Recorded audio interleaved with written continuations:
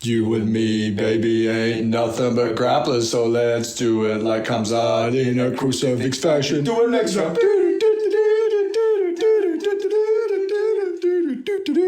Welcome back from the crucifix position.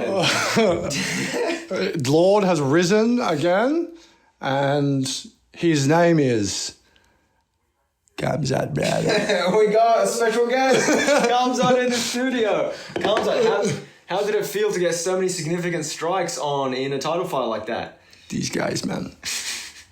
They smash everybody.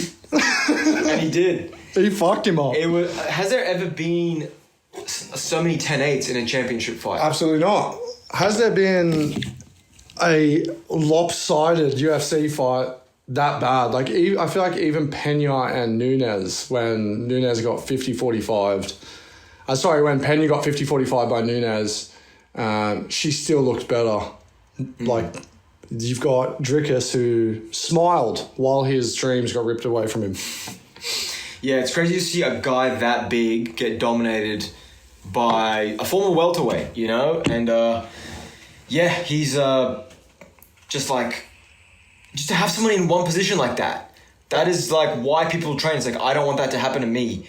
And you can still do that in a championship fight. It's pretty impressive. I reckon it was South African propaganda that got that video of him in the gym when he had like 8 people trying to take him down. Oh, those 5 flyweights or whatever. Yeah. And then Dricus is like, yo, no one's going to take me down. What was it, 5 seconds? I think it was 5 seconds. Oh, every single round was within 15-20 seconds, man. Bro, so fucking... It's like, you think this one guy, that's his most lethal weapon. Anyway, yeah, I guess it just goes to show also Khamzat how good he is.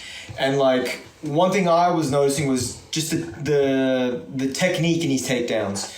Like, he's not a typical wrestler build, right? He's not short and stocky. No, he's a big unit. And he's so quick. And what I noticed he does so well, he shoots super quick, and as the person is sprawling, he props back up.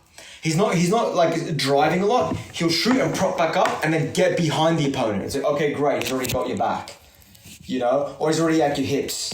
So he's just got like a really cool, unique build and a style for wrestling as well. Yeah, just aggressive pressure wrestling. And it was a lot of like pillow punches, people say, but man, 500 soft punches, it's eventually going to fucking hurt. Excuse me. And I think Dricus, yeah, he just wasn't ready. And the fact that his coach came out, his coach is like, oh, we're not taking the rematch. We train for everything but the crucifix. Huh? You have to get taken down to be put in a crucifix or knocked down. Your back has to be on the ground. Yeah. And he got taken down with ease. So if you trained that hard and you got taken down that easy, he's never touching the fucking belt again unless Khamzat retires. Well, now we're entering a new era of middleweights as well. We just had Robbie and Izzy, who were elite strikers, dominating the top. Now we got Fluffy Hernandez, we got RDR, we got Kaiboya Wuhaya, who has got Jiu-Jitsu. So we have this new era, which I am actually super excited about, because I don't think a striker, just a pure striker, can handle Khamzat. You know, it's got to be someone who can maybe not match him, but be able to give him problems and scrambles.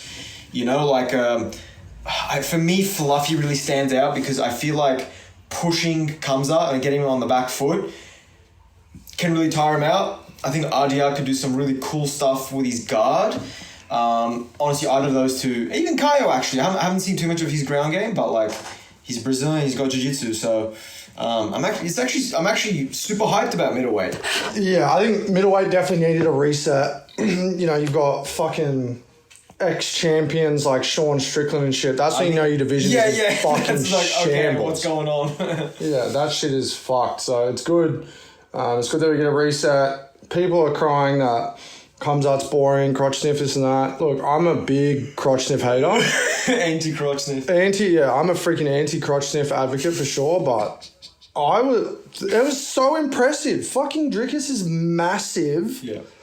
You know, and it just, every single opponent shares the same fate in the respect of being taken down with ease. Whenever Khamzat wants to, they come down.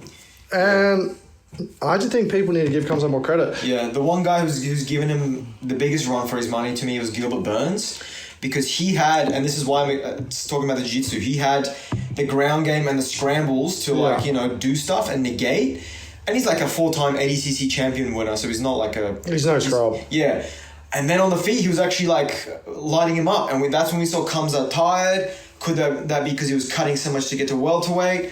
Who knows? But that was the one guy that made him be like, oh man, Khamzat's like could be beat. You know, so... what about the fucking cardio upgrade on Khamzat? Dude! 5 rounds. It must be this guy, there's all these videos of him training with Tsarukian, and Pico was there with this dude in some dude's garage in LA, which is so random. It's like, you're about to have your first title fight. Instead of just keeping training where you have been, you want to go to some dude's garage in LA to train. But it worked. It paid off. It's like, holy shit, this guy's onto something. Yeah, he's a fucking freak. Whatever he's eating or injecting into his friggin' snout is working, because I don't see the wolf losing, bro. Yeah. Speaking of Khamzat, though, we got a bone to pick with this guy.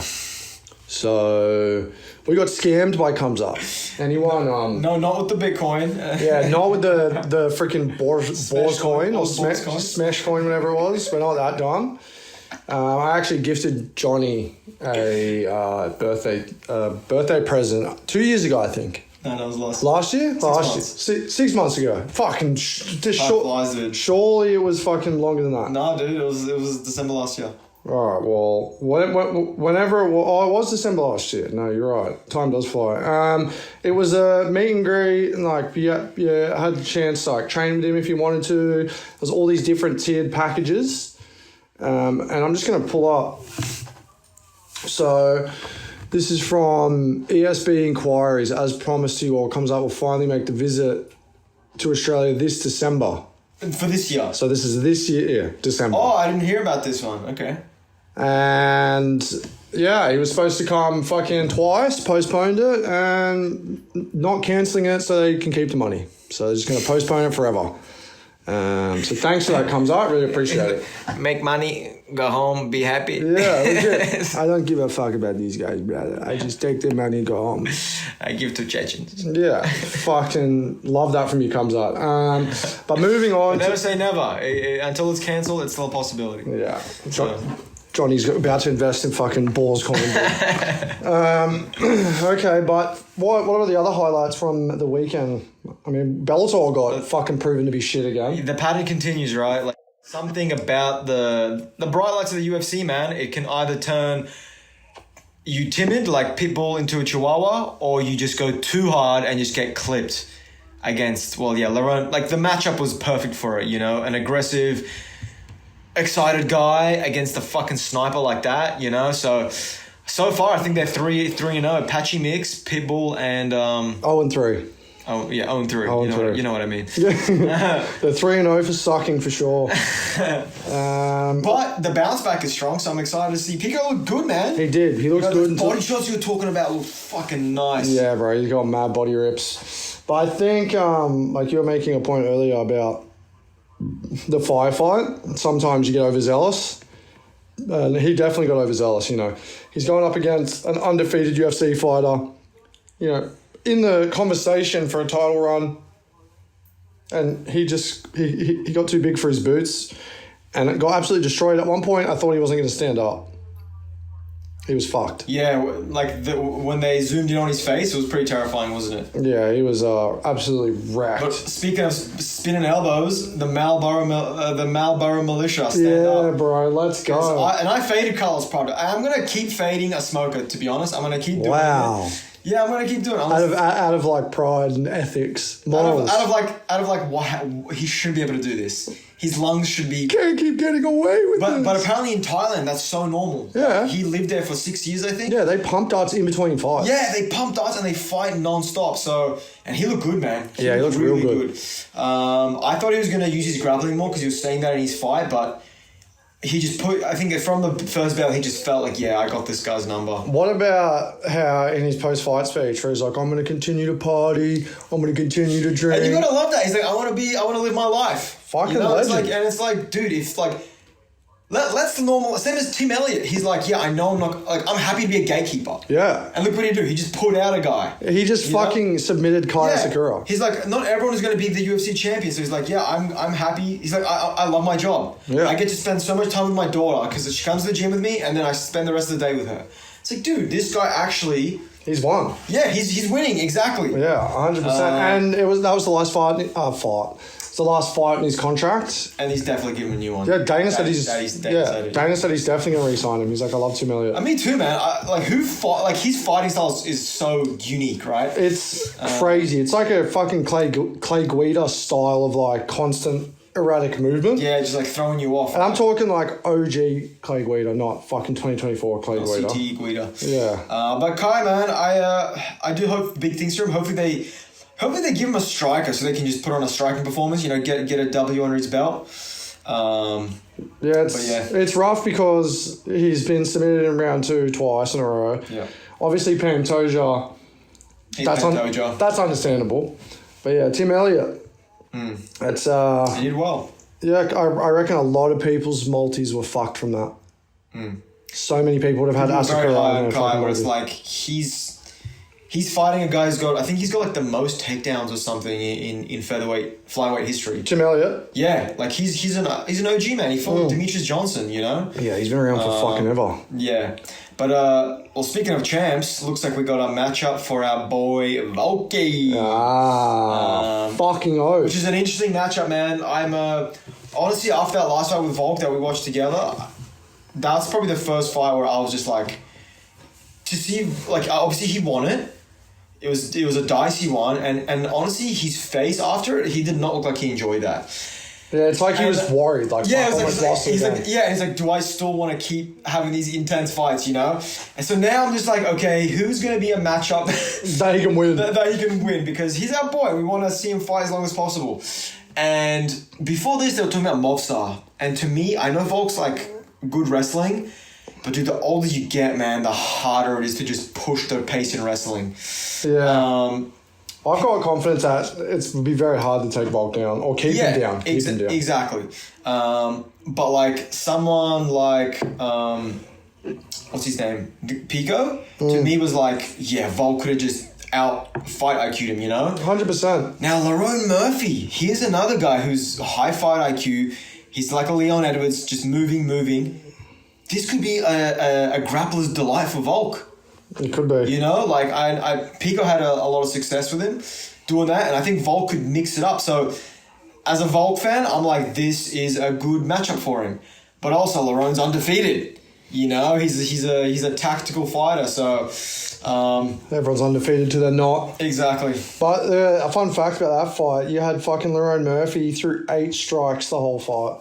Really? Yeah. Holy shit. 8 total and 8 significant. So 8 strikes, and one of them was obviously the finish. And that's impressive. Yeah, that is impressive. It just goes to show Josh Emmett's chin, bro.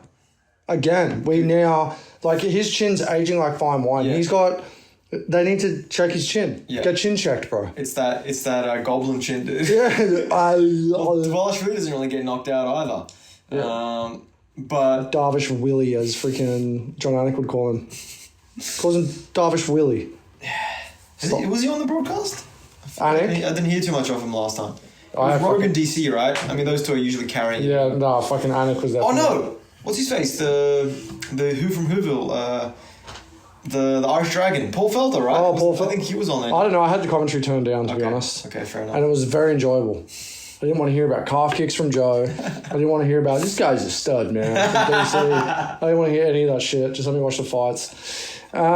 Speaking of stud, Joseph Morales, the winner of the Ultimate Fighter 33. Everyone had him losing, man, but he fucking got I had him picked. Nice. I had him picked, bro, because I watched the Ultimate Fighter. Like, I watched the whole season. And it was, I mean, old mate, what was his fucking name? Idris. Yeah. Idris Elba. Yeah, freaking Alibi Idris. He was scary. Obviously, he's Kazakhstani, so he's fucking scary. His default settings is scary. But Joseph, he's got a cool story, man. Like, he used to be in the UFC, and then he got paired up with fucking Figgy right? So he got KO'd by Figgy in the second round. It's a rough go right there. And then he lost by decision to Eric Shelton, which I don't even know who that is. Sounds like my tax accountant. And he got cut. So he got cut in 2018. The tax accountant. He got cut in 2018, goes into the Ultimate Fighter, wins the Ultimate Fighter. Now he gets his second shot. So fucking love that for him. Yeah. And also, the scale controversy. Oh, yeah. That is a bit odd. Yeah, I don't know why they don't just go digital. Like, I guess it's more precise to do the other way, but like... Apparently not. What's with the inconsistency? Apparently it's not. It's, you know... And then, like, Dana got asked about it. And Dana's like, they haven't used that in ages. So, you know... And it's like, there's no fucking excuse. If they haven't used it in ages or they used it yesterday, it should work. Mm. And you'd think not being digital, like, what does it need to be greased up and calibrated? Fucking get it done. You're now a multi-billion-dollar company. Mm. Get scales at work. 7.7 bill, surely. Yeah. Chuck some of that. Get some fucking scales, boy. Get some schmeckles on a new scale. Speaking of schmeckles, did you win any schmeckles? Yeah, why not?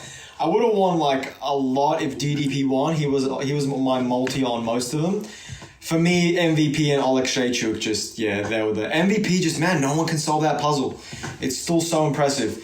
And a fight against Prates would be really awesome. And I'll probably have MVP then as well, because I haven't seen a striker solve that puzzle yet. Except Gary. Well, he didn't strike with it. Yeah, right? he didn't. So he solved by just...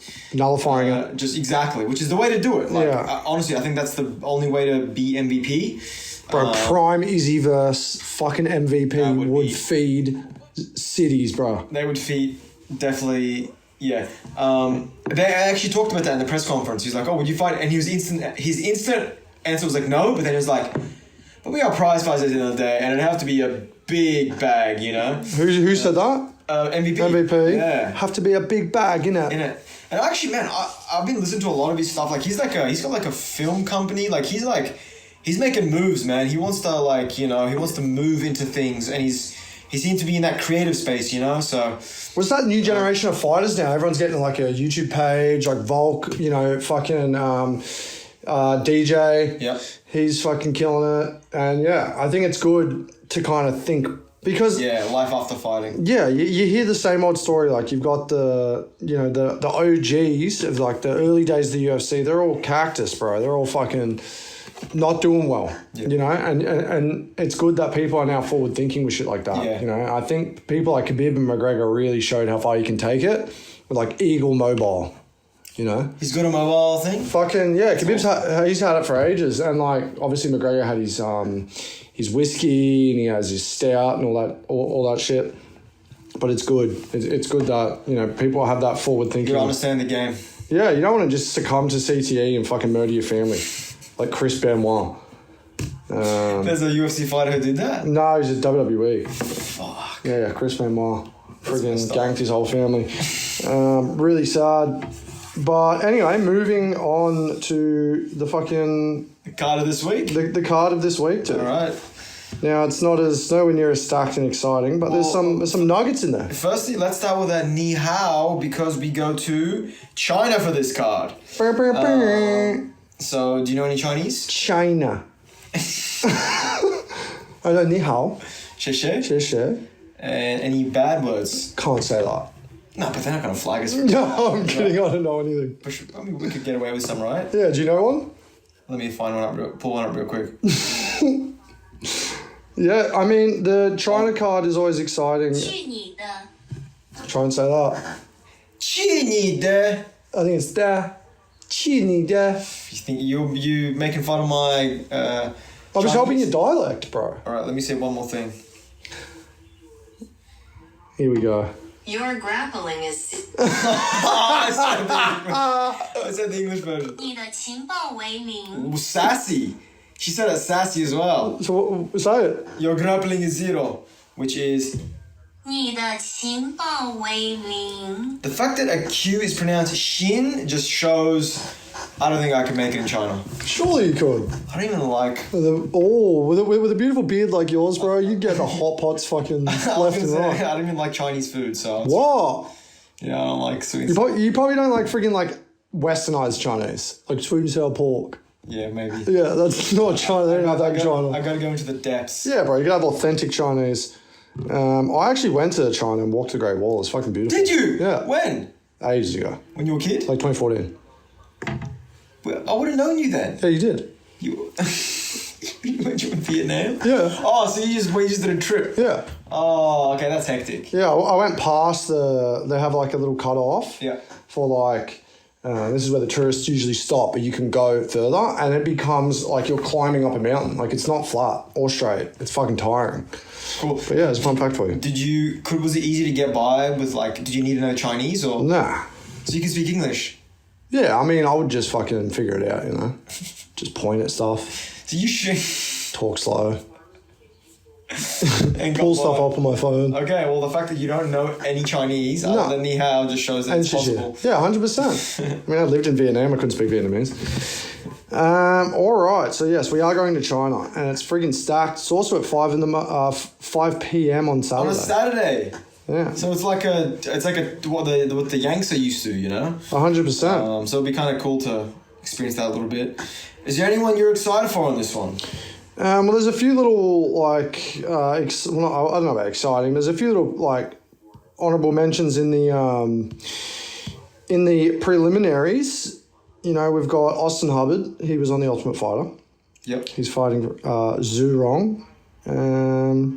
So you got friggin' Mikael Pereira. Yeah, who looked pretty flat in his last He looked horrible in his last outing. But, you know, hopefully he bounces back against Mr. Dorcas. I feel like this guy's got a familiar... Carl Dorcas. Yeah. The Dark Knight. So he's a grappler, but he's been getting... He's been getting pumped. He's been getting pumped. Yeah, Michelle's got decent grappling. He got carried by Delidze. Yeah. So it looks like guys that can negate the grappling, which I think Michelle could do, actually. He's got decent grappling, you know? Yeah, hopefully he has a fire lit under his ass. Yeah. Because last time it was fucking annoying watching him, to be honest. It looked like he didn't want to be there. Yeah. Well, yeah, it's, you know, sometimes it's just not their night, right? So I guess we'll see. If it's still the same, then it's just maybe not his career, you know? Yeah, maybe he's just over it. We got Lona Kavanagh. Yeah, he's a pretty exciting prospect out of London. Yeah, and he's London with some Chinese heritage. He's freaking 9-0, and he's young, bro. Young buck. 26. He trains with Nathaniel Wood and those guys out of that team. So a lot of people around that weight to train with. But Charles Johnson, man, he's been a bit of a resurgence. I know he lost his last one, but before that, he's got a win over Josh Van. Yeah, he's got a win over who's this? Suma Deregi, who I think is actually fighting on this card as well. When did he fight Josh Van? He fought him last year. Wow, there you go. And knocked him out. Knocked out Josh Van. There you go. A year ago, pretty much. So yeah, but yeah, Lona Kavanagh, man, he's a hot prospect. What do you think about this one, man? Are you leaning Lonnie? I think it's Lonnie, not Lona, probably. It's definitely not freaking Lona, but it's funny to say, and that's how it's spelled. So that's what his name is. I think it's going to be interesting because his last fight was a bit weird against Felipe dos Santos. You know, I feel like that was pretty close, but he did get 4 takedowns, so it kind of got him the decision. Lonnie did? Yeah. Okay. So it'll be interesting to see against Charles Johnson. He's a little bit older, but still kind of in his, like, you know, in and around his prime. And like you said, knocked out Josh Van. So knocked him out early, but of the 3rd round. So I'm going Lonnie by Chinese heritage, man. Lonnie by friggin' by the CCP. What's the CCP? Chinese Communist Party. I mean, I think something's just gonna tingle inside when he's in there and just light a fire in his, you know, belly. So yeah. Fucking oath. All right. I'm the other honorable mention, Mr. Gage Young, who he just had his debut a couple months ago. He did lose, but he did look pretty decent in that. He's fighting a guy. His name looks like Misha Tate. Like, read that name. Mahashet, who has not looked too good. Let me just pull up I was doing the research. He's only 25, but lost a decision to Nicholas Mota. Win over Benitez, But yeah, I think they're trying to like give him a chance here to be like, hey, come on, man, like, you know, pull something out here. Let me just put. It's not loading his. Yeah, and they're both young too, right? So they're both 25, and then you've got Mihashet, who's got the reach advantage, and he's got the freaking height advantage. So we'll see if he can use that. Yeah, I think he's actually got a knockout over Steve Garcia, which is wild. But that was in 2022. After that, he lost to Borz, won a split. So he's on a pretty big skid. As you mentioned, he's a tall drink of water. Gage Young, he didn't show too much grappling, but I think if he does bring a bit of grappling to it, I think he could take the win. Yeah, nice one. Well, we'll see if they can pull the finger out and make something happen. You know, you want some excitement to kind of establish yourself in the division. Yeah. All right, who else we got? I guess we're on to the main card now, right? Yes, we got a few fucking people that I don't really recognize, but you got some interesting records, and a lot of them seem to be quite young. Yeah. You know. Yeah, Kiefer Crosby is the dude he's fighting. I think he's on a couple days' notice. But crazy record. Look at that, 11-1. I think he's got like 10 knockouts. And his fight name's Super Saiyan. Super Saiyan. So he's got to become with some big Dragon Balls. Yeah, he's got 10 TKOs. Yeah, there you go. 1 sub. Yeah, so he's coming to do people like that. I just kind of like you can do like they don't necessarily need to have that 3-round gas tank, right? If they have that knockout power. Yeah. And Kiefer Crosby isn't doing too well, man. 10 wins, 5 losses. I believe he fights out of SBG Ireland. Let's take a quick look. So yeah, just he's on a bit of a skid himself, man. He got subbed. He's got subbed in his last 2 fights. By Kevin Jousset. Nuraji isn't that much of a submission threat, but like, you know, he's not. And the interesting about this Nuraji, whatever his name is, the people that he fought early in his career. I mean, the records are 0-0, 0-1, 4-3, 2-1. So. Okay. You know, he hasn't fought any like crazy UFC caliber. Yeah, and it's also in like, you know, random divisions. Random organizations. That's why you gotta check the records of the people he's fighting. You know. Yeah, 100%. But it'll be decent. I mean, you'd think like obviously Chinese fighters in China, the crowd's gonna be fucking crazy. Yep. They're really gonna want to become superstars. They could have one viral KO or submission or something, and then like become a superstar. You know. Exactly. So I think they're fighting for more than just the dub. Yeah, exactly. And it's kind of a make or break fight for Mr. Crosby over here because, you know, he's on a bit of a skid. Kiefer. You know, he loves scraping that keef at the Yeah, 100%. Sprinkle it on top. So let's see if he can pull it out. I don't know on this one, to be honest. As you said, the dude is coming in on short notice. He's got a cool record, but it's against, you know, bots. Not that high level of competition. And even though Kiefer's on a bit of a skid, this might be a good time to sprinkle some schmeckles on the dog here, man. Oh, you're putting schmeckles all over the dog. John loves putting schmeckles on dogs. Let's go, Schmecko. John, go, Schmecko for Schmecko. You know, gamble responsibly. Yep.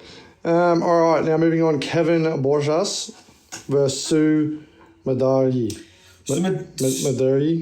Sumadari. This is a dude that when I was watching Elliot Bennett, Tim Elliott Tate for last weekend's fight, his last fight, which was like a year ago, was against this guy Sumadari, and he made him look just like a deer in headlights, man. Like I think Tim Elliott does it to a lot of people. I mean, did that to Kai with his weird style. Yeah, crazy style. But Sumadari just looked, yeah, like I said, just out of place there. Now Kevin Borz, he doesn't have that awkwardness. He's like a pretty, but real slick boxing man. So I think this is just going to be it's going to be a striker's delight, man. I'm actually very excited for this one. I did really like the showing that Borz did against Lazy Boy Rodriguez. He pieced him up with slick boxing.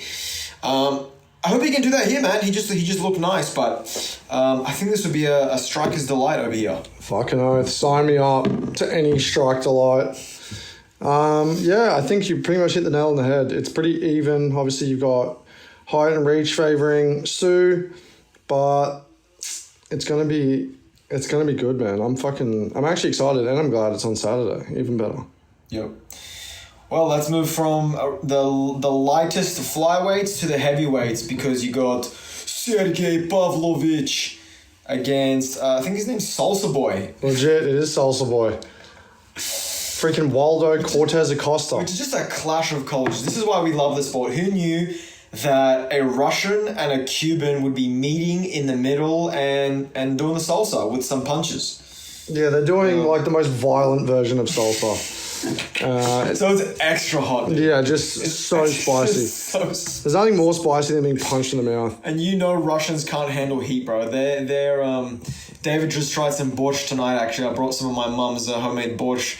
And it's pretty much just like cabbage and dill. That's the main ingredients in every recipe.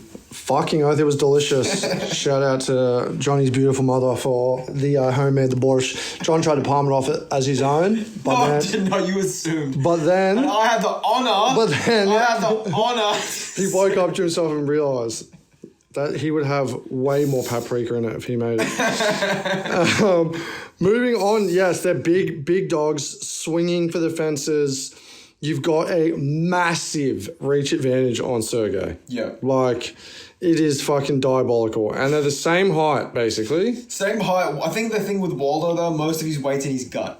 Yeah, that's true. That guy, yeah, like jiggle. Yeah, it's kind of hard to get in range because his gut is actually blocking a little bit. So you almost have to fight him at range because that gut is going to stop it. 100%. All jokes aside, Waldo, he looks good. He's Cuban. He's got slick boxing, but Sergey Pavlovich, man, crazy power and wrestling. I just think he's got way more high level competition against Tom Aspinall. And in that last fight against his ex-teammate, Mr. gets a comb over in the middle of the fight, Alex Volkov. Oh, yeah. It was kind of a close one, but I think he was actually pissed. He ended up and pushed him, I think, at the end of the fight. Yeah, he was. So I think that's got to light a fire under you, So I think Pavlovich is going to come out strong. Where is he from? He's from Orlovsky. If that's Siberia, you got to be worried about that. 100%. That's where the shamans. And Cortez Acosta's from the Dominican Republic. Oh, he's from Dominican. Okay, well, that's Central America. Yeah. And Orlovsky. Oh, we're talking. He's approaching Dagestan area. He's in the crotch sniff region. So he's on that. So if the border here, right, as you enter this bit, that's all Dagestan, Chechnya, Georgia. Yeah, so he's close. The Kafkas, yeah, so he's getting closer. So don't be surprised if he's missing a moustache. But don't be fooled. There is a distinction. He's not going to have high-level wrestling. I don't think he can grow a beard, this cunt. I reckon he's got some whiskers. He's got some blonde whiskers, I reckon. but you're right. He could be ID'd with that face. He does look kind of... He looks young, but he also looks like he's got a military background. But just look at the build on him. Yeah, he's a fucking unit. But again, this is heavyweight, man. Like, anything can happen. One strong punch. Honestly, I hope Pavlovich wrestles here, man. I think wrestling could be a good way to safely win this fight, but I'm actually super hyped, man. I think this is going to be like freaking fight of the night, man. I hope whoever tries to wrestle gets knocked the fuck out. Well, let me specify. It's not Khamzat wrestling. It's like take him down and throw elbows. I mean, look at the freaking flying knee that he can do. Yeah, he's an athletic guy. He's an agile bastard. So yeah, I'm hyped for him, man. I'm hyped for the return of Pavlovich. Return of the Mac. Hell yeah. Well, then we got two washed up cunts. Woo! Brian the Bot Ortega versus Aljamain Backpack Sterling, dude. Man, I'm actually super hyped for this fight. I don't know what you're talking about. I know we've seen them for ages, but look, Ortega's coming out with this whole new. He just got some new tattoos. He's doing this. He's doing this like new chapter, Wartega, which is actually badass name. That's actually a way cooler nickname than T-City. Yeah, but he did this shit with Volk when he shaved his head and then he got pieced the fuck up. That wasn't Volk. That was Korean Zombie, and he pieced him up. That's when did he he? did the floor. That's when he did the. Oh yeah, that's when he did the freaking. He came out as the fuck, what's that fucking movie called that had the mask? Zombie. No. No, that's Korean Zombie. Slasher? What? No. Jason? No. Jason was? Oh, never mind. It'll come to me. Anyway, I'll agree with you, man. He's had his moments. He's a bit of a cocky guy. I mean, look at him. He's a beautiful stallion, of a man. The Purge. The Purge. The Okay. Purge Oh, yeah, mask. okay. But yeah, so I'm not, like when he's had those moments, he kind of gets pieced up. But man, to me, I will always. He's got the slickest submissions in the game, man. He's just so quick with them. You don't really see that many. Like, who's got a ground game as good as that? You know, so it's just a very interesting as a grappler. One of the most interesting matchups is wrestler versus jiu-jitsu. Yeah. It's exactly what's happening at CGI. Craig Jones is fighting like a Olympic wrestler guy. And it's always so interesting because the wrestler wants to take you down and be on top, but the jiu-jitsu guy actually doesn't mind being on the bottom. Unlike Drickus, they actually got submissions. They want you, dive in for this takedown. Let me get a neck. You know, so it'll be very interesting. But he's also got really nice boxing, man. So as a fighter, I do really like Brian T. City. Aljo, we met him. He's a nice guy. He's awkward as fuck. His hands, like he's shorter than us, man, but his hands were just mitts.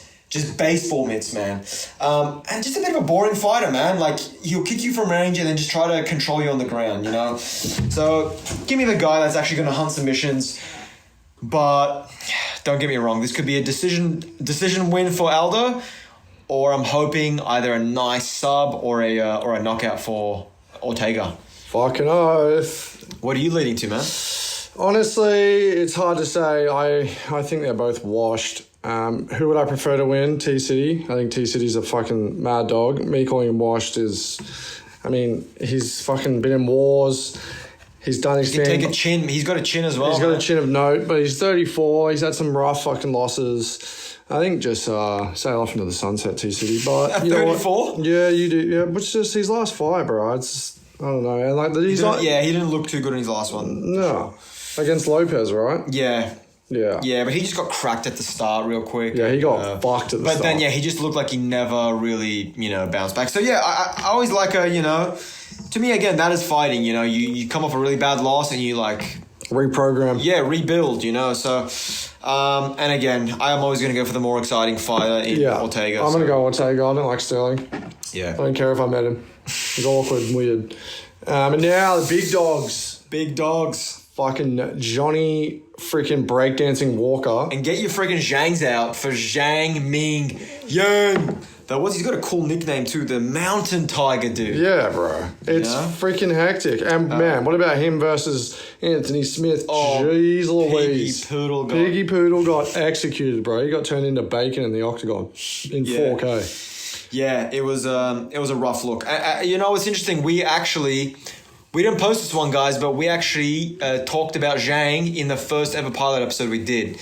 So it's a cool little full circle moment here, and we can even lean on that a little bit because from the analysis, he's a round one KO guy. Like in his last, if you look at his last eight are all round one KO knockouts. Yeah, bro. But the thing we also noticed, which David brought up, is it's against a lot of people with funny records. He did prove himself that he still has the power against Anthony Smith, but now he's going to prove himself against Johnny Walker. 100%. Who does have some grappling. The problem is the dude has a highlight reel of getting knocked out. He is chinny as hell. He's so chinny. So chinny and has. And he looks like a cartoon when he gets knocked out. His whole career is a bit of a cartoon. There is, for whoever hasn't seen this, he's the only guy that has dislocated his shoulder celebrating a win, doing the worm. So, it's comical. And he's like a fun guy. That's no mushroom pun, but he's a funny guy. I just think you're going to have to wrestle him or you're getting another... The Mountain Tiger is going to freaking get his claws out. Oh, dude, Daddy Dana's like, I'm getting to the Chinese market. I'm going to give you the most chinny guy to just get another highlight. Who will also, he'll play into the hype too, because, he's such a funny, likable person. Yeah. Very marketable. So, yeah, it's going to be good, man. And you've got just, this blockhead of a unit who has katanas on his elbows. Yeah. Slicing people open. Yeah. He hasn't lost for 6 years. So I know he does have 6 losses on his record. Not as many subs as I would expect. So we haven't seen his ground game, you know. So that's what I'm very interested in. But just a guy who's on such a streak, you know, round 1 knockouts, 6 of them in a row. And he seems just like confident. I remember he was getting booed for fighting in enemy territory against Piggy Poodle, and he just ate it up. He loved didn't it. Face it all. Now he's going to be fighting at home with the crowd behind his back. Man, this is going to be, I think, a highlight finish for Mr. Zhang. I think so too. Mr. Zhang, first round KO. Put every schmeckle you have on it. Don't do that. Don't do that. Don't it's do that. So bad. Don't do that. But yeah, it's going to be an interesting fight, man. I think Johnny will always bring some entertainment.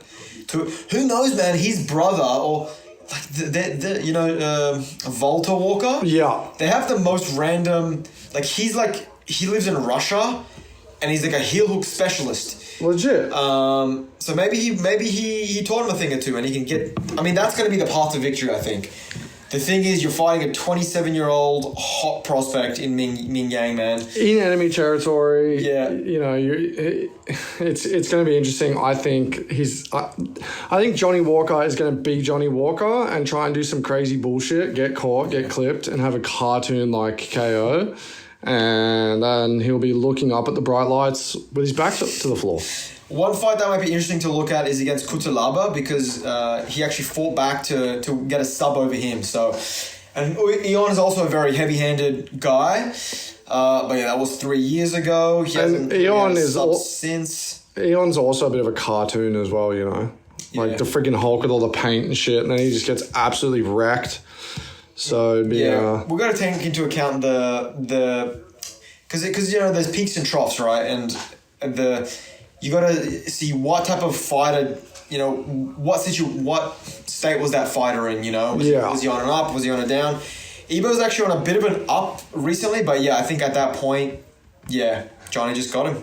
He got him. Well, it's very, very exciting. And if you made it this far, Johnny and I weren't allowed to use the studio today because I should of have mentioned at the start. fucking technical difficulties. So, love that.